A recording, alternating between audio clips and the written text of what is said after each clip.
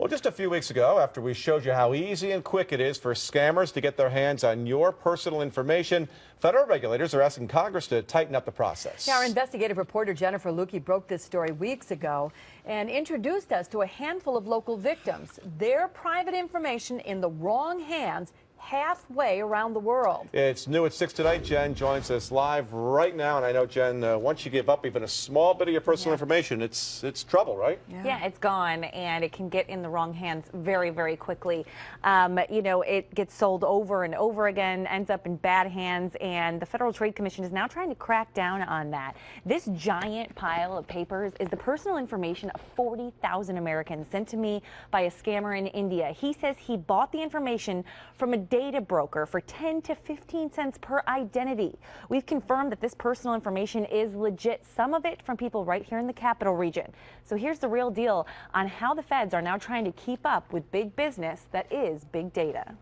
Everything you do online is being tracked. Even if you're just surfing the web, your patterns are sold to the highest bidder. And the second you make a purchase, fill out a survey, or go looking for a loan, you become a cash cow. This data moves instantly. There are always individual companies that are setting up landing pages for various campaigns, and they will pretty much always sell it to the highest bidder multiple times. We've tracked down this data broker based on the information the scammer sent us. We've concealed his identity because he's being investigated by the FBI. But he was candid about the lack of accountability when it comes to buying and selling personal information. I'm not a banker, I'm not a lender, I have no ability to actually provide money to these people, but if I wanted to buy leads, could I buy them?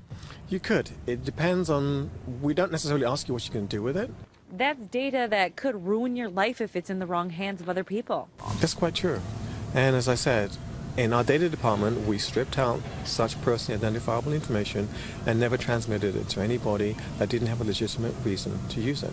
But wait, roll back the tape. Just a few seconds ago, he told us this. We don't necessarily ask you what you can do with it. So you can see just how sticky this whole business gets. Yes, there are a lot of reputable data brokers, but the feds want more transparency. The FTC is calling on Congress to write legislation that would give all of us the right to know what information about us is being collected, where it came from, and what companies have access to it. The FTC also wants these data brokers to offer an opt-out to those who want it. Now, all of those, of course, just suggestions from the FTC that they put out today. They're asking lawmakers to consider that legislation. But like anything, it's clear with these kind of things, anything involving the internet, regulators are always trying to play catch up. So we, of course, will stay on it and keep you posted. Live in studio tonight, Jennifer Lewke, CBS 6 News.